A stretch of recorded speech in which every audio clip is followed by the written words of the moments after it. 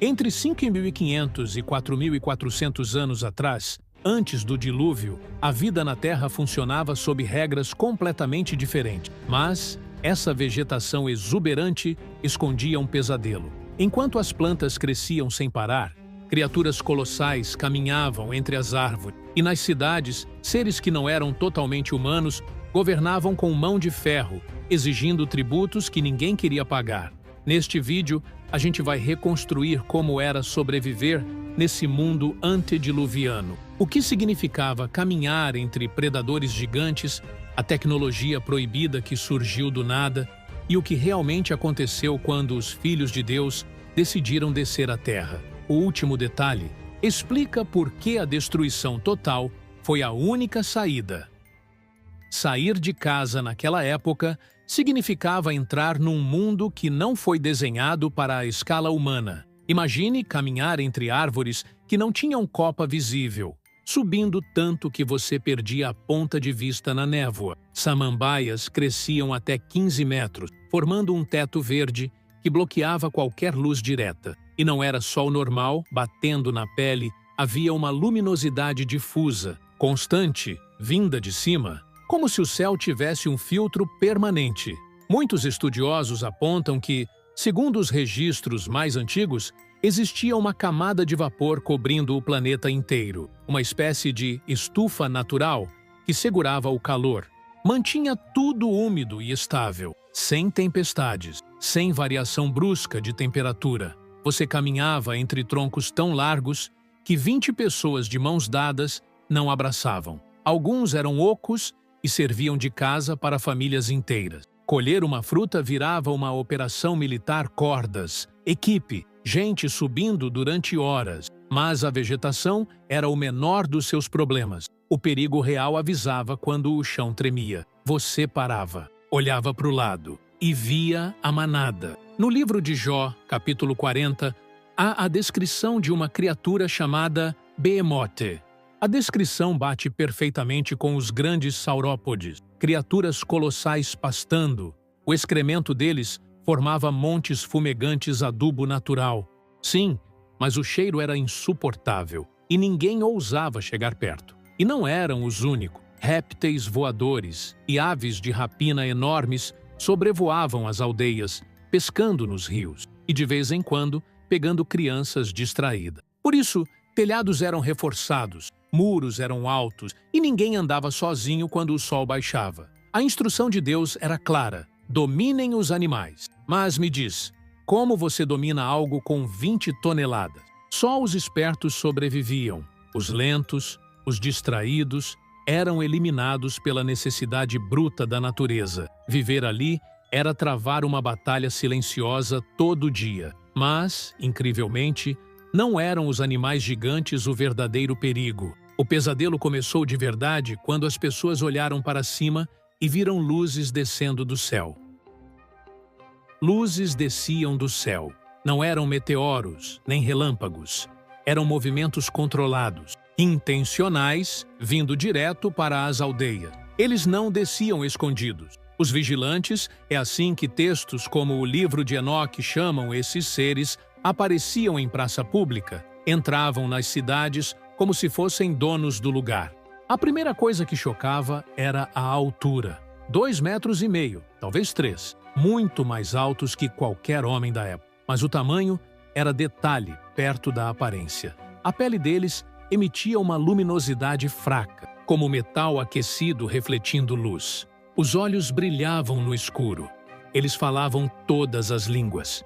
Sabiam nomes, conheciam segredos de família que ninguém nunca tinha contado. E chegaram oferecendo presentes irresistíveis, sementes que germinavam na metade do tempo, técnicas de forjar metais que ninguém conhecia, segredos sobre as estrelas, plantas medicinais, o movimento dos planetas. O livro de Enoque lista os nomes desses líderes e o currículo de cada um. Azazel ensinou a guerra, espadas e escudos. Shemiasa ensinou a feitiçaria. Baraquel, a astrologia. Foi um download de conhecimento que levaria gerações para ser desenvolvido naturalmente. Tudo de uma vez. Mas, claro, havia um preço. E eles não pediram ouro. Eles pediram as mulheres. Gênesis 6, fala sobre isso de forma direta e brutal. Os filhos de Deus viram que as filhas dos homens eram bonitas e tomaram para si mulheres, as que quiseram. Não foi um pedido educado, foi uma tomada de posse. As famílias assistiam impotentes enquanto suas filhas eram escolhidas por seres celestiais. E quando essas uniões aconteceram, a biologia humana foi hackeada. As mulheres engravidavam, mas o que crescia no ventre delas não era normal. Eram bebês que nasciam com 1 metro de comprimento e uma fome que nada conseguia saciar. As parteiras sabiam, no momento do parto, que aquilo não era uma criança humana. Os bebês que nasciam dessas uniões proibidas já vinham ao mundo com cerca de 1 metro. Não era uma variação genética, era o padrão da nova espécie. As mães sofriam dores extremas e movimentos violentos dentro do ventre. Muitas não sobreviviam ao parto. Textos apócrifos descrevem o nascimento de figuras dessa época como algo diferente, bebês que abriam os olhos imediatamente e iluminavam o ambiente. Mas, com os Nefilim, o milagre era, na verdade, um filme de terror. O crescimento era assustadoramente rápido. Com 6 meses, já andavam. Com 2 anos, tinham a força de um adulto atlético. Quebravam móveis sem querer, derrubavam portas, machucavam outras crianças durante brincadeiras. Não necessariamente por maldade, mas porque não tinham noção da própria potência física. Aos 5 anos, já atingiam o tamanho de um adulto humano. Aos 10, ultrapassavam 3 metros e, na idade adulta, chegavam a 4 metros de altura. Alguns registros antigos falam em gigantes ainda maiores, o que pode ser exagero poético, mas a mensagem é clara. Eles eram titãs biológicos. Arrancavam árvores jovens como se fossem gravetos, levantavam rochas que 10 homens não moviam. Matavam animais selvagens com as mãos nuas. Mas o detalhe mais perturbador não era o corpo, era a mente. Eles aprendiam rápido, falavam cedo, compreendiam conceitos complexos, mas não tinham empatia. O livro de Enoque diz que eles devoravam o trabalho dos homens, consumiam toda a produção agrícola, depois os rebanhos, depois a caça selvagem. Eles eram psicopatas genéticos, entendiam emoções na teoria, mas não sentiam. Viam pessoas como recursos, gado, não como iguais. Por que obedecer a um pai humano que você pode esmagar com uma mão? Aos 10 anos, muitos já tinham matado, por impulso, por raiva, por curiosidade. E quando esses híbridos atingiram a maturidade completa, eles decidiram que não queriam mais ser filhos, eles queriam ser reis. Imagine um governante com 4 metros de altura, força incalculável, e um apetite maior que o de 100 homens. Não havia polícia para te proteger. Não havia tribunal para apelar. A palavra dele era a lei. Quem questionava, desaparecia. Gênesis chama esses híbridos de homens de renome em hebraico. Anshei Hashem. Eram as celebridades da época. Heróis, campeões, governantes intocáveis. Eles construíam palácios de pedra bruta nas planícies férteis, erguiam muros grossos e exigiam tributos pesados, grãos, animais, ouro e mulheres. Estátuas colossais eram erguidas em homenagem a eles. Templos onde sacrifícios aconteciam, e a hierarquia era brutalmente simples. Eles no topo, humanos na base. Mas havia um problema logístico crescente: a fome. Como alimentar uma população de gigantes? O livro de Enoque descreve a escalada do horror. Primeiro comeram a colheita, depois os animais. E quando isso acabou, começaram a olhar para os humanos. Tradições judaicas antigas mencionam que eles desenvolveram apetite por carne humana e sangue. O canibalismo não era feito às escondidas, virou ritual público, altares onde pessoas eram sacrificadas diante de multidões aterrorizadas. Crianças cresciam assistindo a isso, aprendendo que a vida humana não valia nada. Gênesis usa uma palavra específica para descrever a terra. Hamas significa violência injusta, opressão crua. Assassinatos eram diários, corpos ficavam nas ruas. A Bíblia diz que toda a imaginação dos pensamentos de seu coração era só má continuamente. Não era um momento de raiva, era um estado constante de maldade. As lendas gregas de titãs devorando os filhos não eram invenção. Eram memórias traumáticas dessa época. Golias, séculos depois, com seus quase 3 metros, era apenas uma sombra, um eco genético do que esses seres foram no auge. O medo era a atmosfera que todos respiravam. Mas os Nefilim não eram os únicos responsáveis pelo colapso. Seus pais, os vigilantes, continuavam ensinando segredos proibidos. E, de repente, humanos comuns começaram a ter acesso a armas e feitiçarias que transformaram o mundo numa zona de guerra sobrenatural. De repente, as pessoas sabiam fazer coisas que, pela lógica da evolução natural, elas não deveriam saber por mais 1000 anos. Imagine uma sociedade que passa da idade da pedra e da madeira para a metalurgia avançada em uma única geração. Não foi uma descoberta gradual, foi uma transferência direta de tecnologia. O livro de Enoque é muito específico sobre quem ensinou o quê. Ele diz que Azazel, um dos líderes dos vigilantes, ensinou os homens a fazerem espadas, facas, escudos e couraças. Antes disso, conflitos eram resolvidos com força bruta ou ferramentas de caça. Depois de Azazel, a guerra se tornou industrializada. Lâminas que não perdiam o corte, metais que brilhavam ao sol e perfuravam carne como se fosse papel. A mortalidade explodiu. Mas Azazel não ensinou apenas a matar. Ele ensinou a seduzir. O texto diz que ele revelou segredos sobre metais da terra e a arte de trabalhá-los, braceletes, ornamentos, o uso de antimônio, o embelezamento das pálpebras. Pode parecer inofensivo hoje, mas pense no impacto disso naquela época. A vaidade se tornou uma arma. A obsessão pela aparência física, adornada com joias e pinturas nos olhos, criou uma cultura de superficialidade extrema. Mulheres competiam pela atenção dos deuses caídos, homens competiam por status visual. E não parou por aí. Outro líder, Shemiasa, ensinou o uso de raízes e encantamentos, o que hoje chamaríamos de farmaqueia ou feitiçaria. O uso de substâncias para alterar a consciência e abrir portas mentais. Baraquel ensinou a astrologia, fazendo as pessoas deixarem de olhar para o Criador para adorarem a criação, guiando suas vidas pelo movimento das estrelas. Gênesis 4 confirma essa explosão cultural através da linhagem de Caim. Tubal-Caim surge como o mestre de todos os artífices de bronze e ferro. Jubal cria instrumentos complexos, harpas e flautas. A música, que deveria ser adoração, virou ruído constante. O som nunca parava nas cidades. Festas que duravam dias, ritmos hipnóticos que abafavam a consciência e a reflexão. Era como entregar um reator nuclear para uma criança.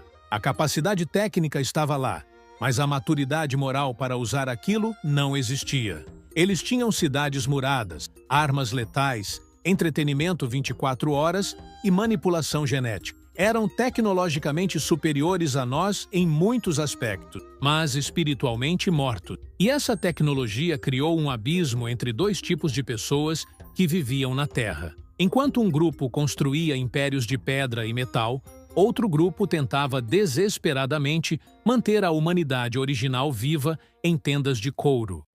Havia duas humanidades vivendo no mesmo planeta, completamente opostas, como óleo e água. De um lado, você tinha a civilização de Caim. A Bíblia diz que ele construiu a primeira cidade e a chamou de Enoque. Imagine uma metrópole antediluviana, paredes altas de pedra bruta para se proteger dos predadores gigantes, portões de bronze polido reforçados com a tecnologia dos vigilantes, torres de vigia onde sentinelas observavam o horizonte. Lá dentro, o barulho era incessante. O som das forjas de Tubal-Caim batendo metal dia e noite. A música de Jubal ecoando nas praças. O comércio, a prostituição cultual, a adoração aos gigantes. Era um lugar de luxo, prazer e medo. Mas do lado de fora, nas montanhas e planícies altas, vivia a linhagem de Sete. Gênesis 4:26 diz que, no tempo de Enos, começou-se a invocar o nome do Senhor. Eles escolheram o caminho oposto. Não construíam muros. Viviam em tendas, nômades, em contato direto com a criação. não com a fabricação. Eles rejeitavam a tecnologia bélica e a feitiçaria das cidades. Não tinham exército, não tinham gigantes como reis. Tinham apenas a tradição oral de Adão sobre o jardim e a promessa de um resgate futuro. Por gerações, essa separação física manteve a linhagem da promessa pura. Mas então, a barreira quebrou. Gênesis 6:1-2 descreve o colapso. Vendo os filhos de Deus que as filhas dos homens eram formosas. A maioria das interpretações foca nos anjos, mas há uma camada humana aqui também. A mistura das linhagens. Os homens piedosos olharam para as cidades de Caim, viram as mulheres com os olhos pintados, a técnica ensinada por Azazel, viram o luxo, a música, o poder. Eles desceram a montanha. A sedução venceu a santidade. Eles trocaram a simplicidade das tendas pelo conforto das cidades de pedra. Casaram-se, misturaram-se. E quando a última barreira de separação caiu, a maldade que estava concentrada nas cidades se espalhou como um vírus. O dilúvio não veio porque algumas pessoas eram más. Veio porque até os bons tinham se corrompido. A sociedade se tornou homogênea no mal.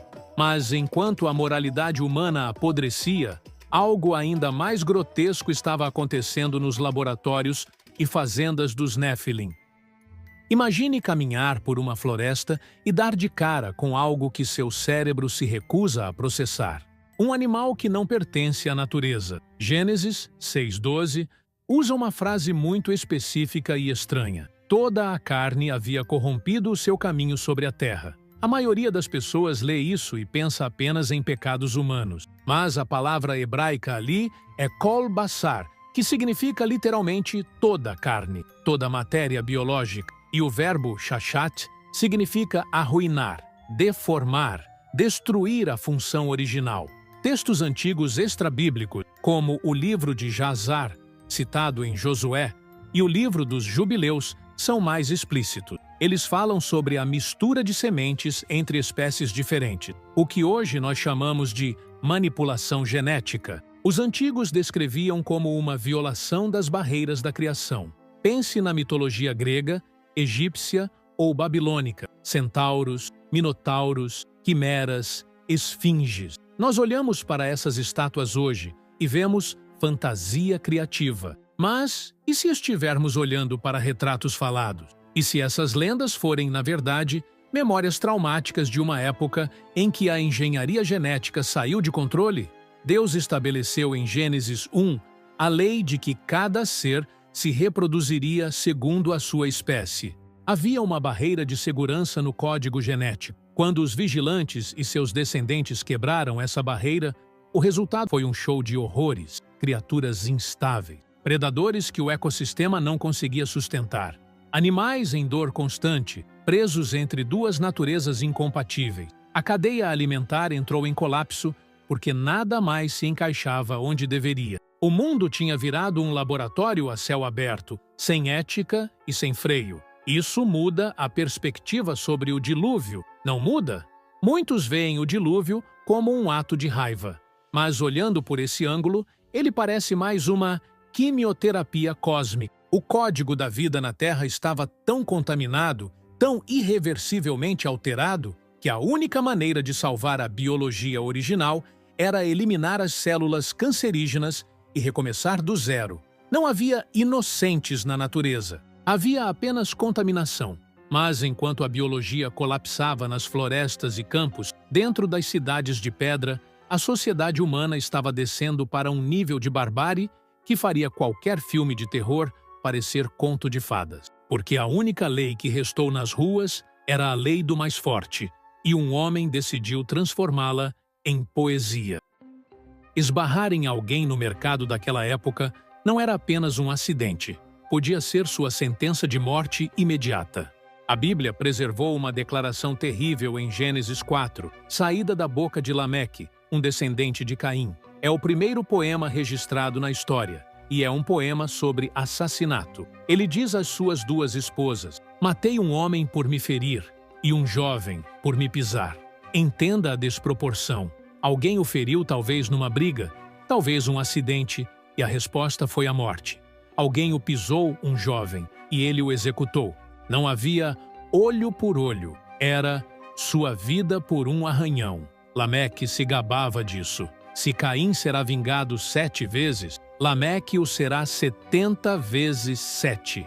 Ele instituiu a lei da vingança infinita. Não havia tribunais, juízes ou polícia. Havia apenas clãs armados e gigantes poderosos. Se você cruzasse o caminho de um homem de renome ou de um rico como Lameque, você morria. E se sua família reclamasse, eles morriam também. Corpos ficavam nas ruas até apodrecer ou serem comidos pelos animais modificados. A empatia tinha evaporado. Gênesis diz que a terra estava cheia de violência. A palavra hebraica original ali é Hamas. Significa crueldade fanática, opressão, a perda total de valor da vida do outro. Mulheres eram acumuladas como troféus. Lameque foi o primeiro a quebrar o padrão de um marido e uma esposa, tomando 2 para si. O ser humano virou mercadoria. Gênesis dá o veredito final. Toda a imaginação dos pensamentos de seu coração era só má continuamente. Tente imaginar isso. Não havia dias bons, não havia atos aleatórios de bondade. A mente coletiva estava sintonizada numa frequência de maldade ininterrupta. Era uma sociedade psicopata. Mas, enquanto o sangue escorria pelas sarjetas das cidades de pedra, as pessoas começaram a notar algo estranho no céu. A estufa que protegia o mundo estava começando a falhar. Pela primeira vez em milênios, as pessoas sentiram um arrepio na pele. Não de medo, mas de algo físico que elas nunca tinham sentido antes: o frio. Ninguém sabia o que estava acontecendo, porque ninguém nunca tinha visto aquilo antes. Lembra daquela camada de vapor que protegia a Terra e mantinha tudo estável? De repente, ela começou a falhar. Pela primeira vez na história humana, as pessoas sentiram um arrepio na pele. Não de medo, mas de temperatura. O vento frio começou a soprar. Pessoas que viveram séculos naquele clima tropical perfeito nunca tinham visto o próprio hálito condensar no ar. Gênesis 2 é claro ao dizer que, antes disso, não chovia. O ciclo da água era diferente. Então, quando as nuvens escuras começaram a se acumular massas densas, cinzentas, bloqueando a luz difusa, o pânico visual foi imediato. Trovões ecoaram. Um som novo, violento, que ninguém conhecia.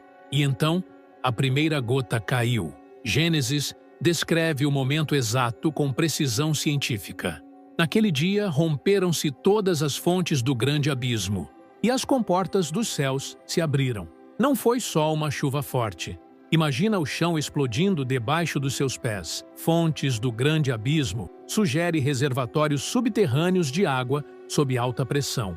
Placas tectônicas se partindo, géiseres gigantescos jorrando água fervente da crosta terrestre, enquanto o céu desabava em cima. Foi um ataque duplo, água de cima e água de baixo. No começo, talvez alguns tenham tentado beber a água que caía, achando que era curiosidade. Outros correram para os seus palácios de pedra, confiando na engenharia dos vigilantes, mas a água subia metros em questão de minutos. Rios transbordaram instantaneamente. Cidades em vales desapareceram na primeira hora. Aquelas muralhas impenetráveis, construídas para manter inimigos fora, agora serviam apenas para prender a água dentro, transformando as cidades em aquários mortais. No meio desse caos absoluto, um único barco de madeira, uma caixa retangular estranha, construída por um velho chamado Noé, que todos ridicularizaram por décadas, começou a flutuar. Enquanto a civilização mais avançada, violenta e geneticamente modificada da história afundava na lama, uma porta se fechou, e o silêncio que veio depois foi ensurdecedor. A maior civilização da Terra foi apagada tão completamente que hoje nós achamos que eles são apenas mitos, mas eles deixaram um aviso.